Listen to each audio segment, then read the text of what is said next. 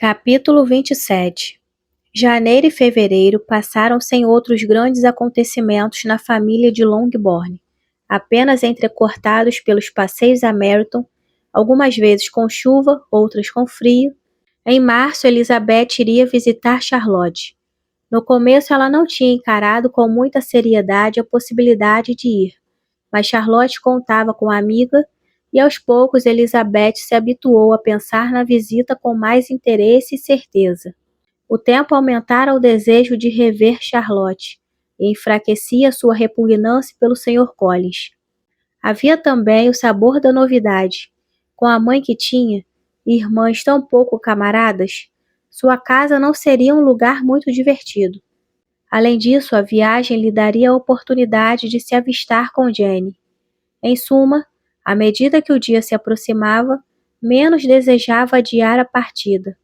Tudo ficou combinado de acordo com os planos de Charlotte, e Elizabeth iria em companhia de Sir William e da segunda filha dele. Ao plano inicial, acrescentou-se um novo detalhe: eles passariam a noite em Londres.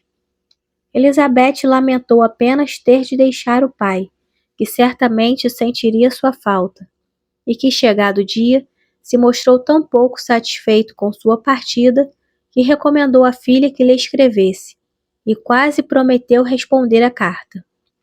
A despedida entre Elizabeth e o Sr. Wickham foi cordial, da parte dele ainda mais do que isso. Seus planos atuais não o faziam esquecer que Elizabeth fora a primeira a despertar e a merecer sua admiração. A primeira que o ouvira e se compadecera dele. E quando disse adeus a Elizabeth, desejou-lhe todos os prazeres, lembrou-lhe a descrição que fizera de Lady Catherine e disse que esperava que a opinião de ambos a respeito daquela senhora, bem como sobre todas as outras pessoas, coincidisse. Em suas palavras transpareciam solicitude e interesse. Elizabeth sentiu que esses sentimentos sempre a uniram a ele numa sincera afeição, e separou-se do Sr. Wickham, convencida que, casado ou solteiro, ele sempre representaria a seus olhos o ideal de uma pessoa agradável e sedutora. Seus companheiros de viagem não eram capazes de desfazer nela a boa impressão que Wickham lhe deixara. Tanto Sir William como a filha Maria, uma jovem alegre, mas tão fútil quanto ele, nada tinham a dizer que valesse a pena ser ouvido. Elizabeth tinha uma predileção pelo absurdo, mas conhecia Sir William há muito tempo. O relato maravilhoso da sua apresentação na corte e da sua investidura já não era nenhuma novidade para ela, e suas delicadezas tinham sofrido um desgaste idêntico ao da sua conversa.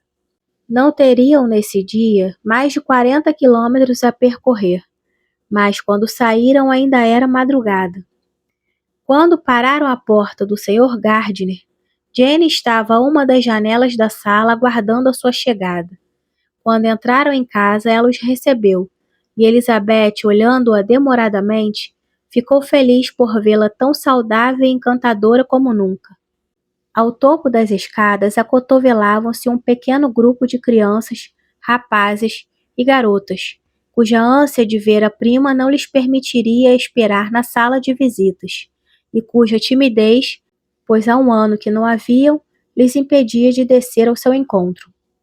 O ambiente era de alegria e afabilidade. O dia decorreu da forma mais agradável, a tarde passada no alvoroço das compras e a noite num dos teatros. Aí Elizabeth se aproximou da tia. O primeiro assunto a ser abordado entre elas foi a respeito de sua irmã.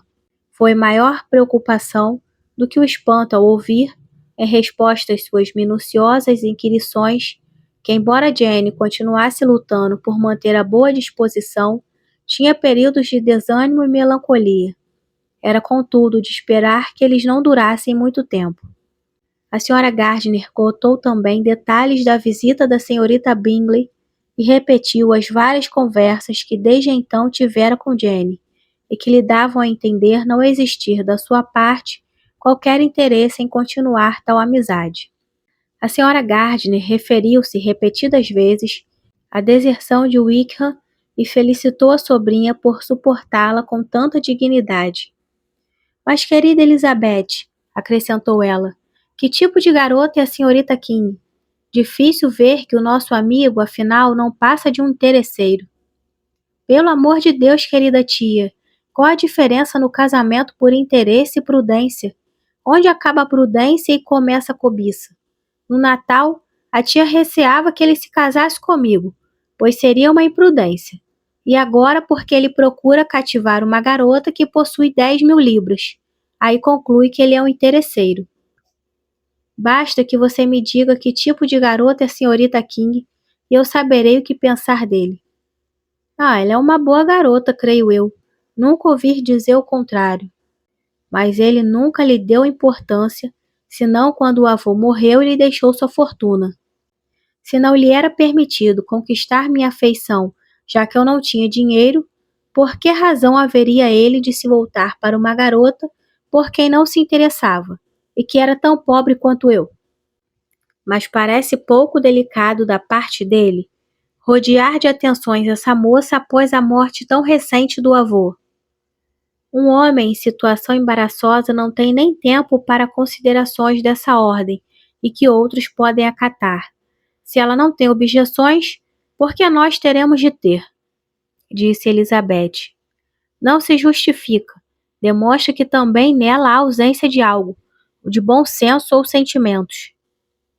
Pois bem, respondeu Elizabeth. Como queira, minha tia. Ele é um interesseiro e ela é uma tola. Não, Lizzie, não é isso que eu quero dizer. Lamentaria muito pôr defeito num jovem que durante tanto tempo viveu em Derbyshire. Se é só isso, tenho uma péssima opinião dos jovens que viveram em Derbyshire.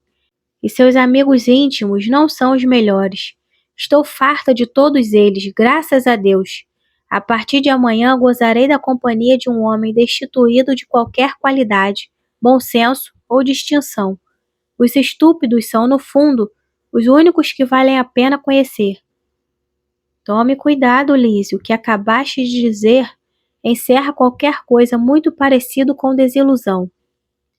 Pouco antes do fim da peça, que viria a finalizar sua conversa, Elizabeth teve a inesperada alegria de um convite para acompanhar os tios num passeio que eles planejavam para o verão, disse a senhora Gardiner. Ainda não decidimos aonde iremos, mas uma das ideias é visitar a região dos lagos. Minha querida, querida tia, que delícia! Que felicidade! É como se revivesse. Adeus desilusão e melancolia. O que são os homens comparados com as rochas e as montanhas? Oh, que horas de êxtase não serão as nossas! E quando regressarmos, não acontecerá como com os outros viajantes, que não são capazes de dar uma ideia exata de nada. Nós saberemos onde fomos, descreveremos o que vimos, os lagos, as montanhas e rios não se misturarão nas nossas imaginações. E na nossa tentativa de descrever determinado cenário, não discutiremos quanto à sua situação relativa. Não deixaremos que as nossas primeiras efusões sejam tão insuportáveis como as da maioria dos viajantes, exclamou ela animada. Capítulo 28. Aos olhos de Elizabeth tudo era interessante. Ela estava bastante animada, pois não só a boa aparência da irmã afastara todas as preocupações a respeito da sua saúde, como a perspectiva do passeio pelo norte era para ela uma fonte de alegria constante. Quando deixaram a estrada principal para tomar a trilha, esperaram a todo momento, e a cada curva do caminho deparar com a casa paroquial. A cerca do Parque de Roses limitava a entrada de um lado, e Elizabeth sorriu ao recordar-se de tudo que lhe tinham contado sobre seus habitantes. Por fim avistaram a casa. O jardim descia em rampa suave até a estrada, e a cerca verde e todo o resto indicavam que estavam chegando. O Sr. Collins e Charlotte apareceram à porta, e a carruagem, no meio de acenos e sorrisos de todos, parou em frente a um pequeno portão que dava acesso à casa. Logo estavam todos exultantes pela alegria de tornarem a se ver. A senhora Collins recebeu a amiga numa manifestação de genuíno prazer, e Elizabeth sentiu-se feliz pela recepção tão carinhosa. Ela imediatamente notou que os modos do primo não tinham sofrido qualquer modificação com o casamento. Mantinha aquela delicadeza formal que durante alguns minutos a deteve junto ao portão, enquanto perguntava sobre a família toda. Foram em seguida conduzidos para dentro de casa. O Sr. Collins chamou a atenção para a beleza da entrada, e assim que chegaram à sala, tornou a dar as boas-vindas e repetiu todas as recomendações da esposa para que os visitantes ficassem à vontade. Elizabeth percebeu que, ao apontar para a proporção ideal da sala, o aspecto e a mobília, ele estava falando particularmente com ela, como que desejando mostrar o que perdera ao recusá-lo. Contudo, embora a Elizabeth tudo parecesse belo e confortável, não estava dentro das suas possibilidades mostrar qualquer sinal de arrependimento. Ao contrário, olhou de relance a amiga com um espanto mal disfarçado, por vê-la tão animada junto ao companheiro. Depois de terem permanecido na sala tempo suficiente para admirar todos os objetos de mobiliário, desde o aparador ao guarda-fogo, e para contarem os pormenores da viagem e tudo o que tinham feito em Londres, o Sr. Collins convidou-os para um pequeno passeio pelo jardim, que era grande e muito bem cuidado pessoalmente por ele. Do jardim, o Sr. Collins preparava-se para conduzi-los através dos 2 prados que também lhe pertenciam, mas as senhoras que não dispunham de sapatos adequados para enfrentar os restos de geada preferiram voltar, enquanto Sir William o acompanhava no aludido passeio.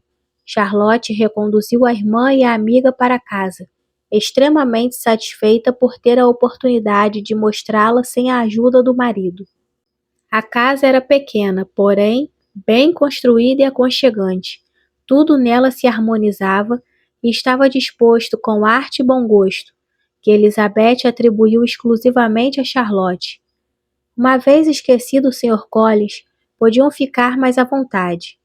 Pela animação que transparecia no rosto de Charlotte, Elizabeth concluiu que ela o esquecia sempre que podia. Já haviam informado que Lady Catherine estava por ali. Durante o jantar, tocaram novamente no assunto, e o Sr. Collins observou.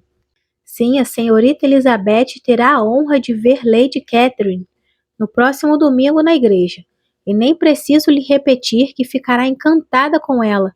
É de uma afabilidade e condescendência sem par.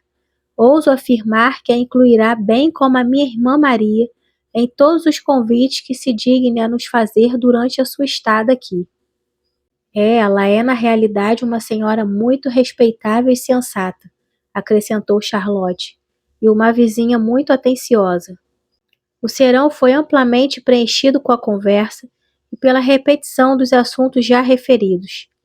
Depois, na intimidade do seu quarto, Elizabeth ficou meditando sobre o grau de contentamento de Charlotte, a sua serenidade em suportar o marido, e reconheceu a perfeição com que ela desempenhava seu papel.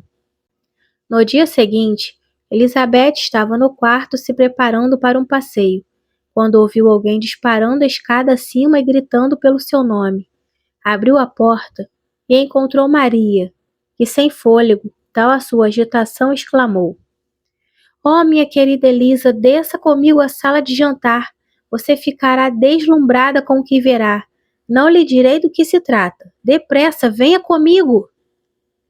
Elizabeth tentou em vão obter resposta às perguntas, mas Maria estava decidida a nada lhe dizer. E em atropelo, desceram até a sala de jantar, que dava para a estradinha. E eram 2 senhoras numa pequena carruagem parada em frente ao portão do jardim. "E é tudo?" indagou Elizabeth. "Esperei pelo menos que fossem os porcos que tivessem invadido o jardim, mas afinal não passa de Lady Catherine e da sua filha." "Que ideia, minha querida!" disse Maria um pouco ofendida com o engano. "Não é Lady Catherine. A senhora idosa é a senhora Jenkinson, que vive com elas. E a outra é a senhorita de Bourgh. Repare nela. É tão franzininha. Nunca pensei que fosse tão frágil e pequena." "Ela é de uma crueldade atroz por obrigar Charlotte a sair com uma ventania dessas. Por que não entra? Oh, Charlotte diz que ela raramente o faz. É uma honra quando a senhorita de Borg se digna entrar nesta casa. Agrada-me a aparência dela, disse Elizabeth, lembrando-se subitamente de uma coisa. Tem um aspecto doentio e de pessoa mal-humorada. Sim, parecem ter nascido um para o outro. Ela será a esposa ideal para ele. O Sr. Collins e Charlotte estavam ao portão conversando com as senhoras. Sir William, para regozijo de Elizabeth, observava-se na soleira da porta, contemplando gravemente a grandeza perante os seus olhos e fazendo repetidas reverências sempre que a senhorita de Borg olhava na sua direção. Por fim, o assunto se esgotou. O carro partiu e os outros voltaram para casa. O Sr. Collins mal deparou com as duas garotas e começou a felicitá-las pela sua sorte. Charlotte explicou que todos tinham sido convidados para um jantar em Rosings no dia seguinte.